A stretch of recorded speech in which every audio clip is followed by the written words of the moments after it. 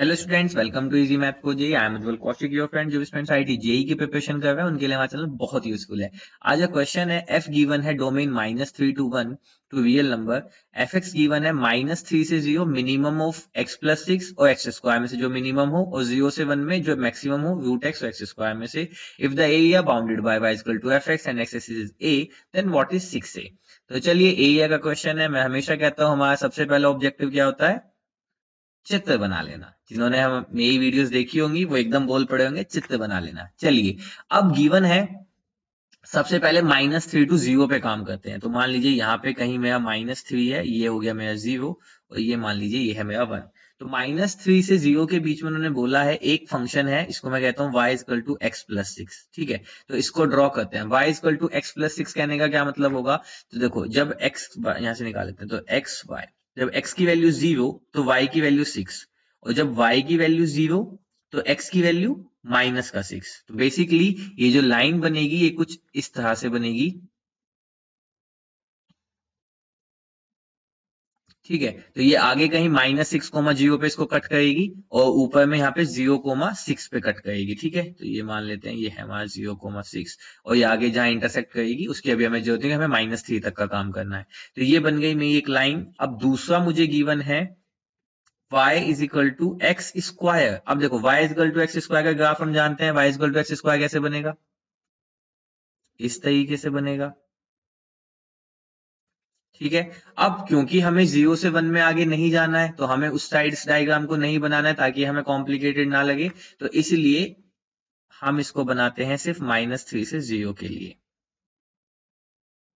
क्योंकि मेरा डोमेन जो है वो यही है। अब मैंने ब्लू वाली लाइन उधर बना दी है, बट अब क्या कर सकते हैं, चलो कोई नहीं, बना ही देते हैं, क्योंकि कंफ्यूजन नहीं होनी चाहिए किसी भी तरीके से।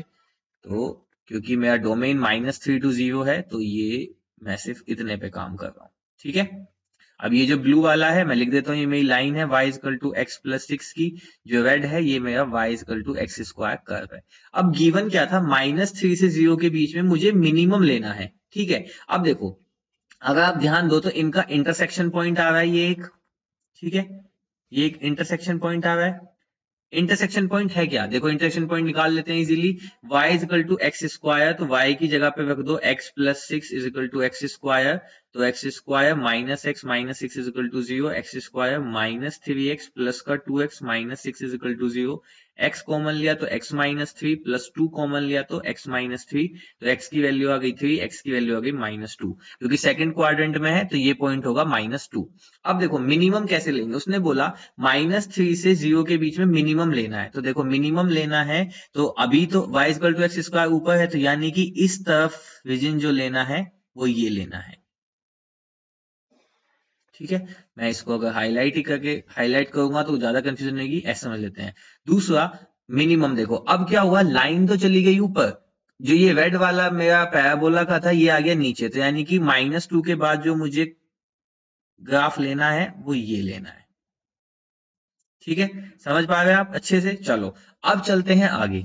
ठीक है, अब चलते हैं maximum of √x and 0 to 1। तो देखो, अब 0 to 1 में y = x² को प्लॉट करते हैं। y = x²। अब बात चल रही है 0 to 1 में, कंफ्यूज मत हो ना। अब देखो, 0 to 1 में क्या होगा? x², कुछ ऐसा होगा। ठीक है, 1 तक ही जिक्र करना है तो यहीं तक रख लेते हैं। चलिए, आगे मुझे गिवन है दूसरा, y = √x। अब मैं जानता हूं y = √x का ग्राफ कैसा होता है, ऐसा।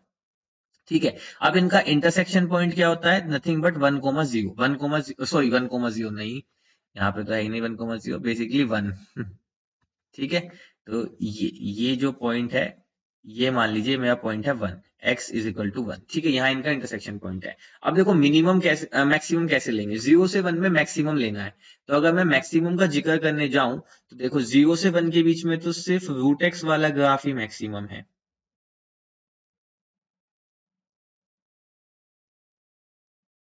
है ना।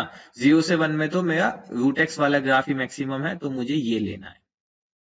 बस, मैंने अपना ग्राफ बना लिया। अब क्या बचा? रिक्वायर्ड एरिया निकालना है। आओ चलो निकालते हैं, कितना इजी है। देखो, रिक्वायर्ड एरिया कैसे निकालेंगे? देखो, जब हम -3 से चले और -2 तक गए, तो उस दौरान हमें जो एरिया दिया वो दिया बेसिकली लाइन ने। तो यानी कि x की टर्म में रखे तो x + 6 ने, -0 उसकी कोई जरूरत नहीं है, dx। प्लस जब हम -2 से 0 तक गए x की टर्म में रखें तो यानी कि हमें दिया पैराबोला ने, तो यानी कि x square minus Y equal to 0, यानी कि upper curve minus lower curve, तो सिर्फ x स्क्वायर आ जाएगा।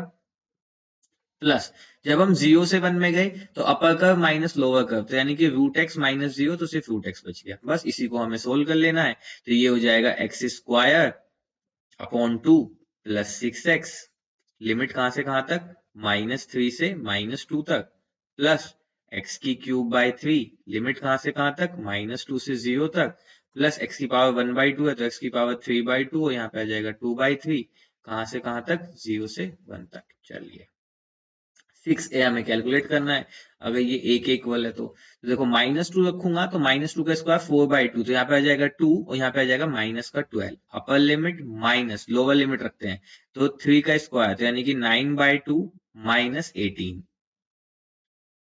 तो ये आया।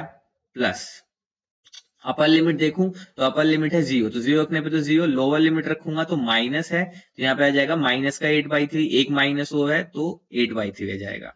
प्लस यहाँ पे आ जाएगा सिर्फ 2/3, क्योंकि अपर लिमिट 1 है, लोअर लिमिट 0 है। ठीक है, इसको थोड़ा और सिंप्लीफाई कर लेते हैं, तो यहाँ से ये मेरे पास आ गया माइनस का 10 माइनस का, तो यहाँ से कर देंगे तो हम 18 दूनी 36, तो 36 में से 9 गए तो यानी कि 27। ठीक है, तो माइनस है तो यहाँ पे बचेगा माइनस का 27, तो हो जाएगा प्लस का 27/2, यहाँ पे हो जाएगा फिर प्लस का 8/3, फिर प्लस का 2/3।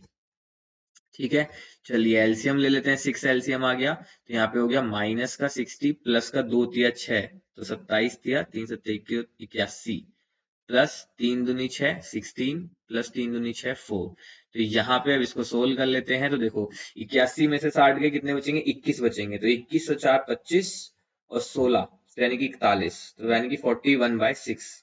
ठीक है, तो ये आ गया मेरा ए, मुझे निकालना क्या था 6a, तो 6a कितना हो जाएगा 41 हो जाएगा बस, तो 41 is my right answer. I hope you are able to understand the video. If you have still doubt, you can ask to me into the comment box. Thank you very much. Please subscribe the channel. Be happy.